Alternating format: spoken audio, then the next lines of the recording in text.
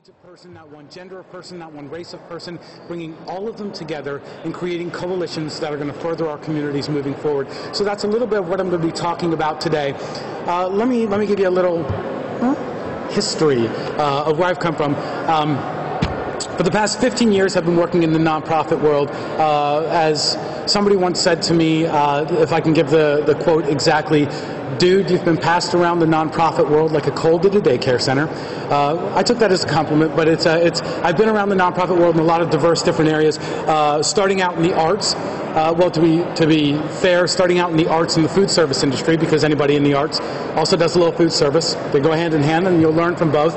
I moved over shortly after that into health and human service with the United Way, spent several years there, and then moved on to public safety for a little while, and then moved over where I am now to public media. Along the way, I've learned that each of them have their own quirks, each of them have their own differences, each of them have their own strong leadership that they bring to nonprofits, and a lot of them I would like to see carry over from one to the other. So we're going to talk quickly about the organizations I've been with, but then I want to really focus on something else since we have so many young leaders here, and really talk about what we can do to get younger generations involved right now. So being a part of different nonprofits, again, I've seen a lot of goods and bads. Moving into the arts world very quickly, what I love about my arts, the people who get involved in the arts, they are passionate. They are dreamers. They love the product that's coming in front of them, whether it's art on a wall, whether it's music on the stage. Mine was performing arts, so whether it is performances on the stage, they're very passionate to that. Every now and again we have to watch, because passion can become a fault, because you will accept a lot when you don't look at the financials. So what I found very quickly in the arts, a good example, I've worked with several arts organizations who've had capital campaigns, and I've never seen one finish off quickly or strong, because often people can get so revved up by the enthusiasm and the passion of somebody presenting a vision that they can forget every now and again that the feasibility study really needs to be looked at. So the arts, they're incredibly passionate people, and they're wonderful to listen to. Every now and again, I just always wanted to hear a little bit of that, let's keep it in the black, and let's make sure that we're keeping the financials where they need to be. So I moved very quickly over to health and human service, where I was shocked. I walked into a board that they had meeting notes. Sometimes they read them, sometimes they skimmed them, but they got financial reports, they had strategic planning, they had subcommittees. All of a sudden I was in this world of structure. And very quickly I learned that what you have to watch out for is a person can become a number on a page. Very quickly. When you become such a large organization, you have to make sure that that passion that the arts had is still there. So very quickly, health and human service organizations, we're putting spreadsheets in front of you, and you learn very quickly that that child that you wanted to hear more about, that parent that was struggling to make ends meet, very quickly became an outcome and a measurement. So while that's not a bad thing, and it's important that outcome measurement is there, and it's great to know that organizations like Big Brothers Big Sisters is thriving and succeeding in our community, it's also very important to know and remember that there's a face, there's a human, there's a life, there's a soul. And very quickly I found that the business could take over health and human service if you weren't careful. So that was something I found there. Then I moved over to public safety, and I ran into something I'd never seen before, an appointed board. Now, why this becomes a very quick hazard is because an appointed board views you as a meeting. They are there as part of their daily work schedule, and when 60 minutes is up, whether you're in a heated conversation or you're not, they are out the door. So very quickly I found that a heated conversation got closed down at 60 minutes, and people moved on even though we were about to really break through to something. So every now and again, beware of that appointed board. If somebody's appointed, make sure they're engaged, make sure they're staying loyal. And the great thing about a board that is appointed and non-committal is they will smell out, pardon the French, BS very quickly. They are not afraid to be provocateurs because they have no investment that tells them that they need to make sure that they're nice or kind. They don't need to be. They're appointed. That's not their job. They're provocateurs. They come in, they ask the tough questions. And this is something that doesn't happen in the nonprofit world right now. And where are my Gen Xers at? I'm going to talk to Gen Xers. You're all millennials? I am alone. Wow. Gen Xers are cynics, and you've heard it. Gen Xers are cynics, and that's considered sometimes a bad thing. It's a good thing, because there is somebody there that is eager to rock a boat, which means every now and again they're going to be the provocateurs in a board. They're going to be the provocateurs in the committee, and they're not willing to look you in the eye and say, prove that. Show me that again. And that's a great thing to have. So I moved from this public service safety organization, I moved over to public media. And what I loved about public media is it embraces diversity of all kinds. You look at the board, and it is diverse in gender, it is diverse in race, it is diverse in age, which is very rare. Not enough Muppets, from my standpoint. I really thought I was going to come into public media, and I was going to see a Muppet or two sitting on the board. Didn't happen, so my inner man-child was a little disappointed in that, but I was really pleased with the diversity that came along with public media. And so, as I look at each of these organizations, while there were bads, while there were downs, while there were struggles and things that people needed to look at, the ups on each side were amazing. So, to put them all together, let's look at the passion each of you needs to have when you're getting involved in an organization. Dream big. We talked a little bit earlier about dumb ideas becoming brilliant ideas. Don't think that because you dream and it's a silly idea, it can't work.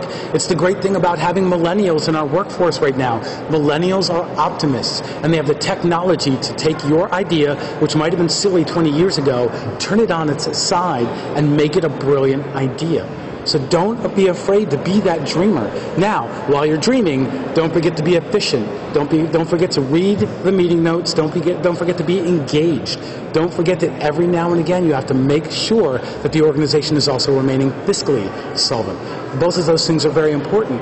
Then, when you move over to the public safety organization, don't be afraid to be the provocateur. There has to be, and feel a room. You're going to know when you get in the room, if you have too many of one personality type and not enough of another, be willing to adapt. If you find that you have, everybody do this for me. Everybody has been to a baseball game or something where they've offered you the bobblehead. How often do you see this at a board meeting? And then you look in the eyes and they look like this. And you know, not one person's going, not one person is really committing to that nod. They're just bobbing their head.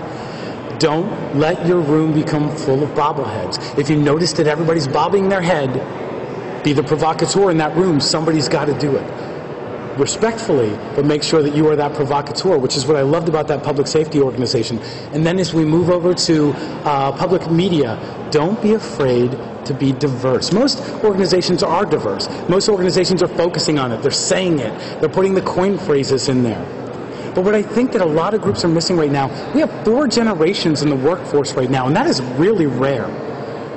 So diversity in age is very important. We're forgetting, well, we have our boomers, and we have our great leaders right now who are giving, from my perspective as a fundraiser, lots of money. Therefore, we want their advice. But we forget very quickly that we're not being loyal to you. We're not being loyal to the people coming up in the organizations who are going to be our next leaders, who are going to be our next great donors. And we need to make sure that while we're admiring and we're paying respect to the people that are currently board chairs and getting involved in our organizations at a high level, we need to remember that our Xers are coming and our millennials are coming, and we need to remember to embrace them, engage them, and get involved in organizations. So you need to make sure that you're not sitting on the sideline waiting for somebody to come get you. What are you passionate about? I love the arts. I love health and human services. I love mentoring children. It's something I do every year, and I love it. I get involved in it. I don't sit on the sideline. I jump in, and I go, hey, what do you need? Hey, can I bowl for your organization? Hey, can I cook for the Dad's Day of Cooking? Jump out, get involved on any level. If they're not asking you to be on the board, they will. Because you will be there, you will be engaged, and you will be involved. So don't sit back as a millennial and wait, because it's the great hazard of this. Now, what I want to look at very quickly, what is my time? I'm so sorry. Hang on for a second. Oh, okay. Let me zip through this really quickly. I want to look at the other generations that we might not have sitting in this room as much, but I really want you to engage some of the things that they're bringing right now. Because yes, boomers are there, and yes, we might not always agree with them. We don't want them to retire yet. They have some brilliant ideas, and I will tell you why. So we start out within our workforce right now, anybody born before 1946, our matures or our silent generation. Here are some of the qualities we have listed under our matures and our silent. Amazing work ethic that is built around commitment, responsibility, and conformity. They show trust and respect to the expert in the room, which is a great thing sometimes. However, they typically aren't willing to rock the boat. So every now and again, they might be guilty of that bobbing head. So they don't like to rock that boat, and believe me, I think anybody, nonprofit employees, where are you at? Every now and again, I think we'll all agree the boat needs to be rocked. We need to make sure we are asking the tough questions and moving forward and innovating. And that's something that our young leaders in this room are going to be doing. Let's move to our boomers. I love the boomers. So complex. 1946 to 1964. They're considered optimistic rebels. Why? Because their influences are Beaver Cleaver, which, if anybody, again, no Xers in the room, so nobody's seen the Breakfast Club, perhaps. So you've seen the Breakfast Club? What is the general image of the boomers? Hi, Dad. Yeah. They also have JFK optimism on their side, that can-do mentality that JFK brought. Now, where does that get them? They also, in this time, see great political upheaval. They see assassinations. They see Vietnam. They see civil rights. So they see a lot that makes them this ever so gentle rebel. So I want to get this quote right because I thought that it was interesting. This is how gentle their rebellion is. The boomer favors teamwork, especially as an anti-authoritarian declaration against previous generations. So teamwork is a rebellious statement. I love that. That's gentle rebellion. They know how to rock the boat while still keeping things moving. So I respect that for boomers. So they have that optimism. Even though they have this rebellious streak, they still keep it positive.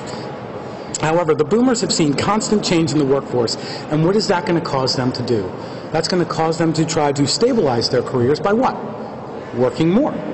So they're going to work more, they're going to have a little less time to give, but they're going to give it the office. It's the casual saying that we all remember from the boomers. Nope, no thanks, I gave it the office. They will give it the office, they won't have as much time to invest in a lot of areas in their life, which is going to lead us to the next generation. I had no idea that we were alone in this room. So, Gen X. Now, Gen X gets a bum rap in my vision, mostly because I'm biased. I'm a Gen Xer. So 1965 to 1980. So why are the Gen Xers so cynical, so maybe pessimistic in some people's views? As we were being born into this world, look at the movie market. Rosemary's Baby, The Exorcist, The Omen. Look at the children that were coming into cinema. These horrible children fighting, and here come the Xers. And our parents are working, so we become what? We become the product of divorce. We've heard it all. It's the Gen X sob story that we break out every time we want to use an excuse. We're the product of divorce. Our parents were working, so we're the latchkey kids. So what does that get us? What that does get us is we helped raise ourselves, we helped raise our siblings, and therefore we are self-motivated. What they say about the Xers in the workforce, don't come to me and let's not sit and talk for a long time. Tell me what you want. Tell me when you want it. Leave me alone. I'll get you the draft, I'll get it by deadline, and you'll like it. That is what our Xers wanted to do. So yes, they're considered cynical. But what I love about our Xers, when I think we get a bum rap, is this. To steal a Footloose line, again, the original Footloose, sorry millennials, we're holding on for a hero. Ultimately, while the Xers have this hardened surface, even Darth Vader was a good dude in the end. We have this hope for optimism while we look at everything very skeptically, and we might be cynics. When you got us, you got us. Which means, my millennials, don't forget these Xers, because when you win us over, we are going to back you like nobody's business when you walk into that room and you say, this is what we want to try. So this is a good group to have on your side. You might just have to work a little harder because they might push back a little bit. Now, let's get to you. Let's get to our millennials. Okay, you get a really bum rap. You are what? The beneficiaries of hands-off parenting. You are coddled. You are confident. And that's a bad thing. You walk into your boss's office, he says, where are you going to be in 5 years? And you point at his chair. You don't do that to be disrespectful. You do that because you were told that you could. All of your life you were raised to believe that if you want it, you're going to get a trophy for it. You're going to get it. And that's a great thing because you are going to change the world with that attitude. So, how many of you, iPhones, how many of you have helped a boomer set up their iPhone? You are technologically savvy. We need you in the workforce. We have a Facebook employee right now at WITF, and she is a genius. She knows when to post it, when to take it down, when to add a new post. She is brilliant in every meeting and takes our breath away. You are providing advocacy for every organization with your technology. Look at it. When you want to make a statement for Big Brothers, Big Sisters, I apologize since I know who you are. I'm going to point to you. You post it on Facebook. You ask your friends to share it. They share it. All of a sudden, the world knows knows your initiatives. Right now we're trying to get likes on Facebook for our organization. And what do you know? We put it on Facebook, $1 for every new like, all of a sudden we have 200 new likes in one day.